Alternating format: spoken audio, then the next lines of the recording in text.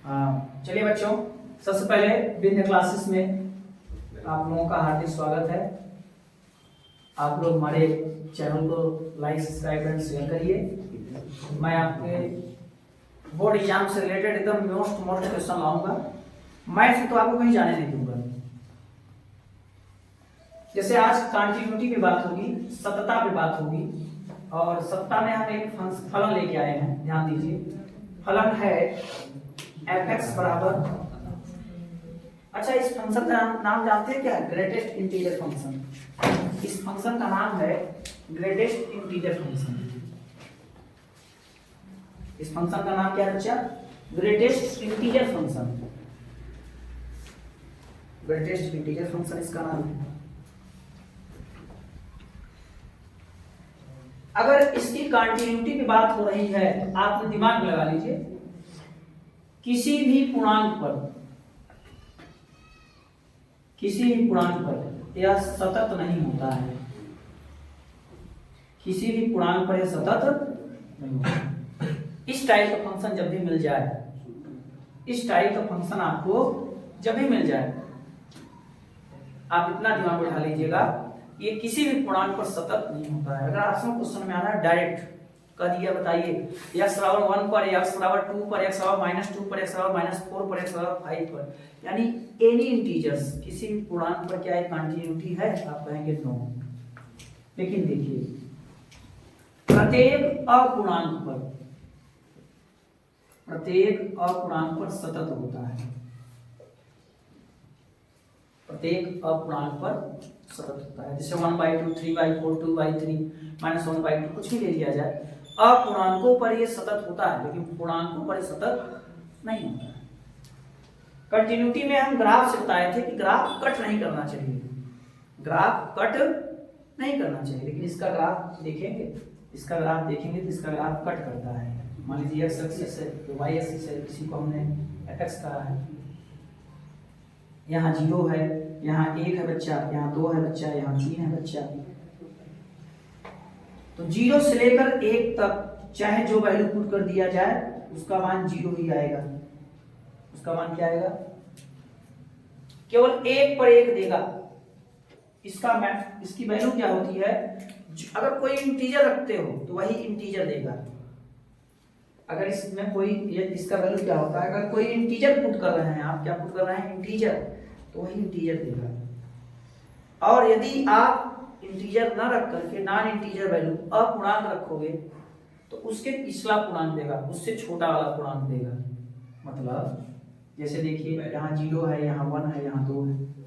अगर हम 1 पुट कर रहे हैं तो ये 1 देगा, लेकिन अगर हम यहाँ का वैल्यू पुट करेंगे, यहाँ का कहीं का रखेंगे, तो क्या देगा?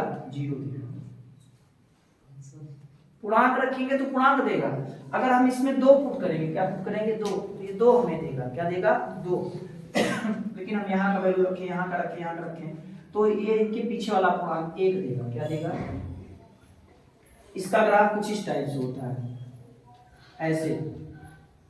इसका मतलब समझ रहे हैं कि इनके बीच चाहे जो रखें हमको यही मिलेगा, इनके बीच चाहे जो रखें 1 मिलेगा, इनके बीच चाहे जो रखें हमको क्या मिलेगा?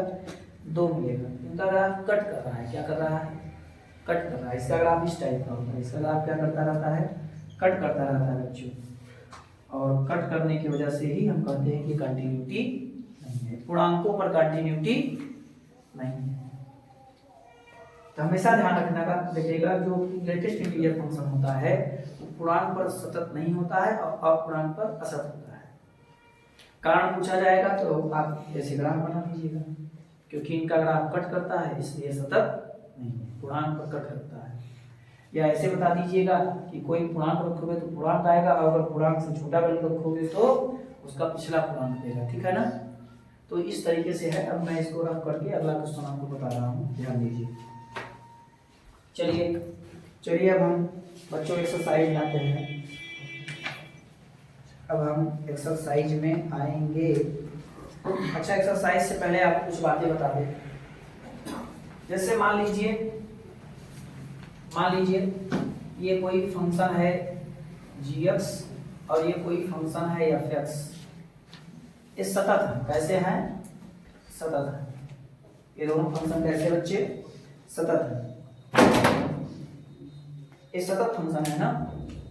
तो f प्लस जी या f माइनस जी या f इंटू जी या f अपान जी, ध्यान रहे g डज नॉट इक्वल 0 होना चाहिए, ध्यान रहे g डज नॉट इक्वल 0 होना चाहिए। अगर g और f, g फंक्शन g और फंक्शन fx कंटिन्यूटी है, सतत है, तो f प्लस जी भी सतत होगा, f माइनस जी भी सतत होगा, f इंटू जी भी सतत होगा और f अपान जी भी सतत होगा। ध्यान रहे g 0 फंक्शन gx 0 इतना ध्यान रहे। ऐसे आपसे पूछ सकता है एमसीक्यू टाइप में, आपके सिलेबस के गार्डिंग इतना गहराई नहीं जाएगा, एमसीक्यू में आ सकता है कि gx और fx कंटिन्यूटी है, सतत फंक्शन है, तो क्या f प्लस जी सतत होगा, तो आप कहेंगे हाँ। f माइनस जी सतत होगा, आप कहेंगे हाँ। f इंटू जी सतत होगा, आप कहेंगे हाँ। f पान जी सतत होगा, आप कहेंगे हाँ, बशर्ते gx 0 ना हो, उसका हर 0 ना हो। इन बातों पे आप ध्यान दीजिएगा। अब हम लोग बच्चों एक्सरसाइज चलेंगे, तो एक्सरसाइज क्वेश्चंस आप देखिए। चलिए कुछ एक्सरसाइज क्वेश्चन सॉल्व किया जाए। कुछ बातें तो आपको डायरेक्टली याद होनी चाहिए, कुछ बातें आपको डायरेक्टली याद होनी चाहिए। जितने बहुपद होते हैं, जितने ही बहुपद होते हैं, सब क्या होते हैं, रियल नंबर पे संतत होते हैं। क्या होते हैं, संतत होते हैं। उनकी संततता में कोई शक करने की बात नहीं होनी चाहिए।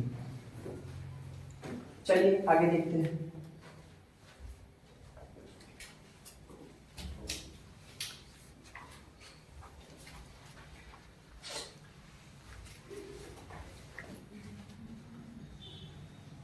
ऐसे ही आपसे कहता है क्या परिमेय संख्या सतत है, वही परिमेय बहुपद, परिमेय फलन, परिमेय फलन क्या है, थोड़ा सा परिमेय फलन बात कर लिया जाए बच्चे। परिमेय फलन किसको कहते हैं, जैसे एक परिमेय संख्या होता है ना p बाई क्यू, तो वैसे एक परिमेय फलन होता है, उसमें होता है इस तरीके से बात, इस पर भी बात कर लिया जाए। तो परिमेय फलन यानी अंश भी बहुपद हो और हर भी बहुपद हो। तो मैंने भी आपसे बात कहा कि हर बहुपद रियल नंबर पे क्या होते हैं, सतत होते हैं, यानी ये भी सतत है बशर्ते qx 0। प्रत्येक परिमेय फलन, जैसे परिमेय संख्या होता था तो वैसे ही परिमेय फलन होता है। क्या होता है, परिमेय फलन। ध्यान रहे परिमेय फलन का मतलब है अंश भी बहुपद हो और हर भी बहुपद हो। अब मैंने ही आपको पढ़ाया है कि प्रत्येक बहुपद रियल नंबर्स पे क्या होते हैं, कंटिन्यूटी को फॉलो करते हैं। तो आपका जो परिमेय फलन है वो भी सतत होगा बशर्ते qx यानी उसका हर 0 नहीं होना चाहिए। कल हमने बताया था त्रिकोणमिति फलन भी सतत होते हैं, जैसे sin x हर मान पे सतत होता है, cos x हर मान पे सतत होता है, tan x उस मान पे सतत नहीं होगा जिस मान को उसका हर क्या हो जाए, 0 हो जाए, है ना। इन सब बातों पे आप ध्यान रखिएगा, तो आपको सवाल लगाने में कंटिन्यूटी में कोई दिक्कत नहीं होगी। आइए अब आगे हम लोग बात करें का सवाल देखें। तो पहला सवाल है एक्सरसाइज, बच्चा एक्सरसाइज 5.1 का पहला क्वेश्चन है। अब क्वेश्चन है कि बात न करने लाल, सिद्ध कीजिए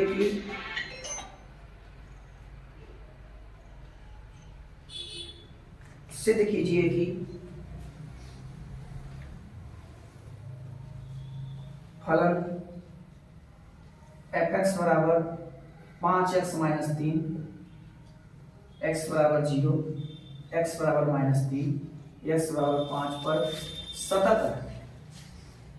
देखो अब बच्चे मुझे इसे लगाने की जरूरत नहीं होती, आप से अगर कहता अब सिद्ध करना है तो लगाना पड़ेगा, लेकिन अगर पूछता कि क्या ये फंक्शन इन मानों पे सतत है, आप एकदम 100% श्योर कर देंगे कि हाँ ये सतत है, क्योंकि एक पॉलिनोमियल है, एक बहुपद है। क्या है, बहुपद। और बहुपद हर रियल नंबर्स पे क्या होता है, सतत होता है। बहुपद हर रियल नंबर पे सतत होता है, इसमें कोई दो राय नहीं।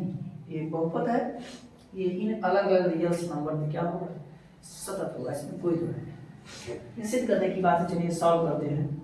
एक हम बता देंगे, बाकी 2 आप करिएगा। तो हम x बराबर चलिए 0 पर बता देते हैं। तो पहला स्टेप सतत के लिए मैंने क्या बताया कि आप फंक्शन में x का मान डायरेक्ट पुट करिए। तो हम x का मान पुट करेंगे, हमें मिल जाएगा -3। हम फंक्शन में x का मान पुट किए, किया।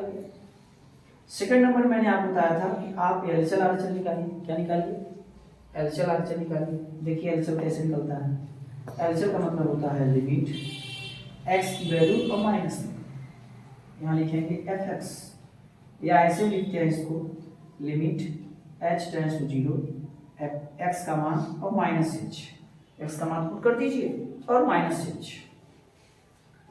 अब इसका मतलब हो जाएगा लिमिट h टेंड्स टू 0, ये 0 माइनस h फंक्शन कर दीजिए, 5 x की जगह 0 माइनस h -3। अब लिमिट का मान बैठा देंगे तो 5 0 माइनस 0 -3, इसके रिजल्ट क्या करेगा? -3। अब इसका आरएचएल निकाल लिया जाए। क्या निकाल लिया जाए बच्चा? आरएचएल। आरएचएल कैसे आता है? Limit x tends to 0 plus, यहाँ हम fx लिखेंगे। अब यहाँ हम लिखेंगे limit h tends to 0, function में x का मान प्लस h, फंक्शन में x का मान प्लस h। अब बच्चे हम क्या लिखेंगे? लिमिट h टेंड्स टू 0, वही फंक्शन है, चाहिए उसमें x का मान पुट करिए, 0 प्लस h -3। अब बच्चे अब लिमिट बैठा दीजिए, लिमिट में लिमिट से h का मान रख दीजिए, तो क्या आया? -3। हमने क्या देखा कि हमें एलएचएल और आरएचएल क्या मिला? बराबर। मैंने सेकंड कंडीशन भी फॉलो कर गया।